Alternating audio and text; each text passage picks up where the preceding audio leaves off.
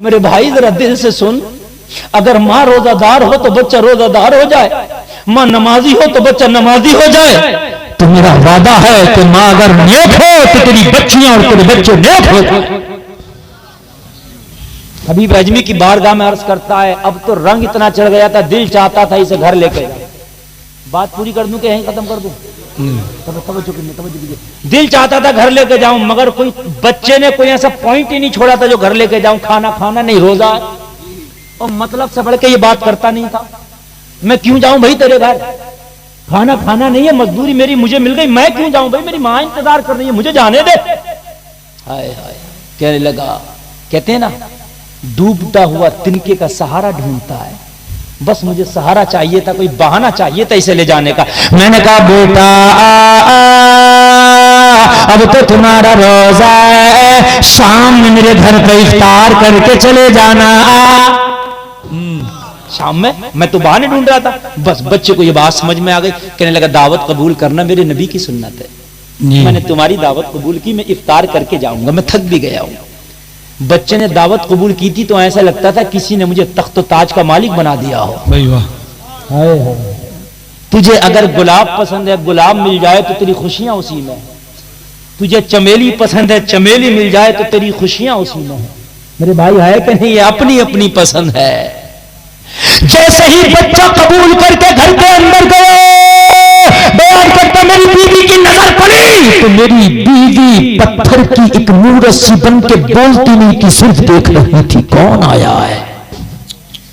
کافی دیر کے بعد میری بیوی نے توجہ اس کی طرف سے ہٹائی، میں نے پوچھا کیا ہوا، بولتی کیوں نہیں ہو؟ کہنے لگی واقعی آنے والا مہمان لاجواب ہے، اس کا چہرہ لاجواب ہے، سنو سنو جتنوں کی دعوت کی تھی سب سے منع کر دے، دعوت کینسل۔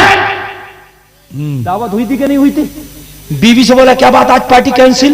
کہنے لگی پارٹی کینسل نہیں ہے، آج دنیا داروں کی پارٹی کینسل ہے، روزہ دار کی پارٹی ہوگی۔ سبحان اللہ، آج کسی شرابی کی کوئی پارٹی نہیں ہوگی، کسی جوا کھیلنے والے کی پارٹی نہیں ہوگی، آج ایک روزہ رکھنے والے کی پارٹی ہوگی۔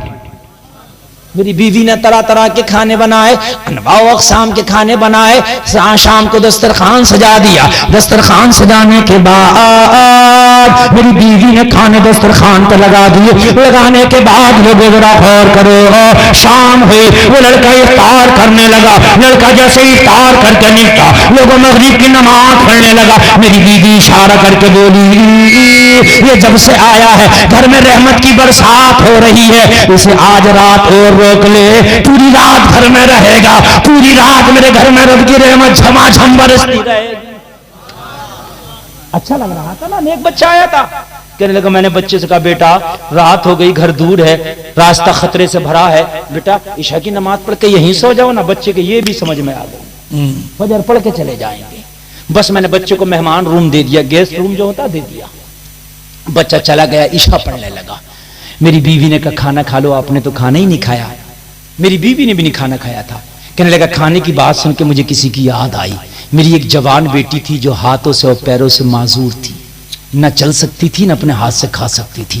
میں نے بیوی سے کہا روزانہ ہم بیٹی کو کھانا کھلا کے خود کھاتے ہیں، آج بیٹی بھی بھوکی ہے، مہمان کی وجہ سے بھول گئے، کھانا نکال پہلے بیٹی کو کھلا کے آتا ہوں، بعد میں کھائیں گے۔ بس کھانا لے کے بیٹی کے کمرے میں گیا۔ بیٹی نے شکایت کی باپ آج بڑی دیر ہو گئی، باپ آج بڑی لیٹ کر دیا۔ میں نے کہا بیٹی کیا بتاؤں، مہمان ایسا آ گیا تھا اس کی وجہ سے میں تمہیں بھول گیا۔ بیٹی نے کہا باپ کیسا مہمان ہے کہ تو آج اپنی بیٹی کو بھول گیا؟ بیٹی کیا بتاؤں، مہمان ایسا ہے کہ آج میں خود کو بھول گیا۔ جب میں نے مہمان کے بارے میں بتایا نا تو بیٹی بولی اگر اتنا اچھا مہمان ہے تو پوری رات بھی کھانا نہ لاتا تو تب بھی میں ناراض نہ ہوتی۔ مہمان لاجواب ہے۔ عرض کرتا حضور کھانا کھلا کے، ہاتھ دھلا کے، بستر لگا کے، چادر اڑا کے، دروازہ لگا کے میں آ گیا۔ رات ہو گئی، آدھی رات آئی، میں سو رہا تھا، بیٹی اپنے کمرے میں، مہمان اپنے کمرے میں، میں اپنے کمرے میں۔ آدھی رات آئی، میں سو رہا تھا، زمانہ سو رہا تھا، آدھی رات آئی، آدھی رات میں میرے دروازے پر کسی نے دستک دی، میں اٹھا، گھبرا کے بولا کون؟ دروازے سے آواز آئی بابا دروازہ کھولو تمہاری بیٹی کھڑی ہے۔ کچھوں کے سمجھ میں آ گئی اور کچھوں کے نہیں آئی. یار جو آج تک ایک قدم چل نہ سکی وہ کہہ رہی ہے کھڑی ہے، جو اپنے ہاتھ سے ایک لقمہ نہ کھا سکی وہ کہہ رہی ہے کھڑی ہے. کہنے لگا حضور یہ بڑا تعجب کا جملہ تھا میرے لیے. میں جلدی سے اٹھا، دروازہ کھول کے دیکھا تو میری بیٹی اپنے پیروں پہ کھڑی تھی. بہت میں نے کلیجے سے لگایا، بس 1 منٹ اور رہ گیا اور بس بات ختم. میں نے کلیجے سے لگایا، میں نے کہا بیٹی یہ کمال کیسے ہو گیا؟ دنیا کے حکیموں نے لا علاج کر دیا تھا، یہ علاج کہاں سے ہو گیا؟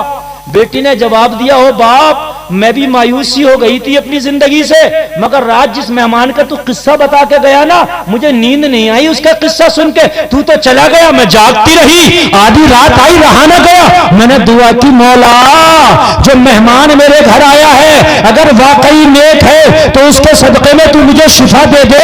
اور میرے باپ میرا اتنا کہنا تھا کہ میرے پیروں میں حرکت ہونے لگی، میرے ہاتھوں میں حرکت ہونے لگی، یہ مہمان کا صدقہ ہے کہ اللہ نے مجھے شفا دے دی. اتنا سنا تو باپ جھومتا جا رہا تھا، اعلان کرتا جا رہا تھا.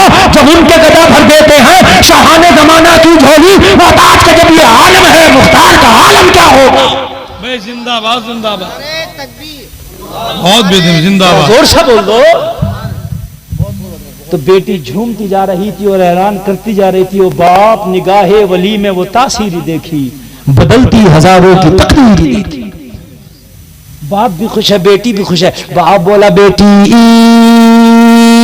چل چل کم سے کم اس مہمان کا شکریہ تو ادا کر دیں جس کی قدم کی برکت سے اللہ نے تجھے شفا دے دی ہے، جس کے صدقے میں اللہ نے دوبارہ تجھے زندگی دی ہے. بیٹی کی بھی حسرت تھی کہ ایک بار میں بھی کم سے کم شکریہ ادا کروں. کہنے لگا اپنی بیٹی کو جب میں اس کے کمرے میں لے کے گیا میں نے دروازہ کھولا تو کمرہ خالی تھا، بستر سے لڑکا غائب تھا.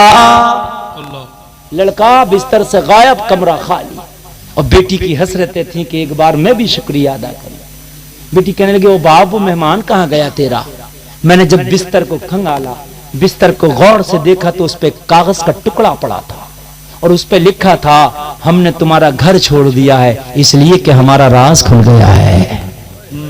اللہ والے اپنے آپ کو چھپاتے ہیں، وہ ریاکار ہیں جو اپنے آپ کو دکھاتے ہیں. جی ہائے ہائے ہائے، ہم نے تیرا گھر چھوڑ دیا کہ ہمارا راز کھل گیا. اور نیچے کی لائن میں لکھا تھا اگر واقعی تجھے ہم سے محبت ہے تو توبہ کر کے گناہ چھوڑ دینا، اگر دنیا میں ملاقات نہ کر سکے تو کیا ہوا میدان محشر میں ملاقات ہوگی. بھائی واہ واہ زندہ باد زندہ باد. اور آخری لائن میں لکھا تھا سب کچھ چھوڑ کے اپنے سینے سے دنیا نکال کے نبی کی محبت کو بسا لینا. آج تیری بیٹی کو شفا ملی ہے، تیرا ناتا مدینے والے سے جوڑ کے جا رہے ہیں. تو توبہ کر کے حرام کاریاں سب چھوڑ دینا، حرام طریقے سے کمانا چھوڑ دینا. تھوڑا ملے خشک ملے اسی پہ اکتفا کرنا مگر حرام نہ کمانا. اور اگر کچھ چاہیے تو نبی کا وسیلہ دے کے مانگنا. اگر میرے صدقے میں تیری بچی کو شفا مل سکتی ہے تو سوچ مدینے والے کے صدقے میں تجھے کیا نہ ملے گا. بھائی واہ زندہ باد زندہ باد زندہ باد. تجھے کیا نہ ملے گا. یہ 3 لائنیں پڑھی، ایسا جھٹکا لگا جیسے بجلی چمکی آسمانی. میرے دل سے ایک لمحے میں دنیا نکل گئی، نبی کی محبت گھر کر گئی. تو نے پی کتابوں سے، میں نے پی نگاہوں سے. اللہ اللہ. کبھی کبھی اللہ والے وہ لمحوں میں منزلیں طے کرا دیتے ہیں جو سالوں میں طے نہیں کر پاتا انسان. کہنے لگا مجھے لمحے میں منزل طے کرا دی اور نبی کی محبت میرے سینے میں بھر کے چلا گیا. میرے سینے کو نبی کی محبت کا مدینہ بنا کے چلا گیا. اب ذرا دل تھام کے سننا، اس میں لکھا تھا اب جو چاہو نبی کے صدقے میں مانگنا. کہنے لگا دنیا نکل چکی تھی، دنیا تو چاہیے نہیں تھا، بس سجدے میں گر گیا. سجدے میں گر کے ہاتھ اٹھائے اور ہاتھ اٹھا کے میں نے مانگنا شروع کیا. کیا مانگنا شروع کیا؟ جلسے میں آنے والوں ذرا غور سے سنو. مانگا تو بیگم شاہ وارسی کی زبان میں مانگا. جھومتا جا رہا تھا اور مانگتا جا رہا تھا. اتنا تو کرم کرنا اے نرگس سے مستانہ، جب جان لبوں پر ہو تم سامنے آ جانا. دنیا میں مجھے تم نے جب اپنا بنایا ہے محشر میں بھی کہہ دینا یہ ہے میرا دیوانہ. نعرے تکبیر، زوردار نعرہ، نعرے تکبیر، نعرے مسلک اعلی حضرت علامہ مفتی گلفام رضا رامپوری، نعرہ تکبیر، نعرہ رسالت۔ یا رسول اللہ، اب کچھ نہیں چاہیے، شمع کو پروانہ تو بلبل کو پھول باس، اور اس گناہگار کو اللہ کا رسول باس۔ واہ واہ، جواب نہیں حضرت، جواب نہیں۔ واہ دنیا واہ، میں مجھے تم نے جب اپنا بنایا ہے، محشر میں بھی کہہ دینا یہ ہے میرا دیوانہ۔ رنگ چڑھا لے، بس حبیب اجمی کی بارگاہ میں ہاتھ جوڑ کے بولا حضور رنگ چڑھ گیا نا، اس بچے کا رنگ چڑھ گیا، رات ہی توبہ کر کے آیا ہوں، پھر کیوں آ کے رو رہا توبہ کیا تو؟ حضور اس لیے رو رہا ہوں، توبہ کرنا میرا کام تھا، کر لیا۔ حضور آپ دعا کر دو کہ اللہ میری توبہ قبول کر لے۔ حبیب اجمی کا جملہ سنو، حبیب اجمی فرماتے ہیں جس کی وجہ سے رات تو توبہ کر کے آیا ہے، رات ہی اس کے صدقے میں اللہ نے تیری توبہ قبول کر لی ہے۔ نوجوانوں، 1 گھنٹہ 50 منٹ، 1 گھنٹہ 51 منٹ میں نے تقریر کر لی، اللہ تعالیٰ کہنے سے زیادہ عمل کی توفیق عطا فرمائے۔ رنگ چڑھاؤ نبی کی سنتوں کا، رنگ چڑھاؤ نبی کی سیرت کا۔ او میرے نوجوانوں، چھوڑ دو دنیا داری، یہ چھوڑ دو ہالی ووڈ اور بالی ووڈ کے سارے کٹ اور سارے طریقے، رنگ چڑھا نبی کی محبت کا۔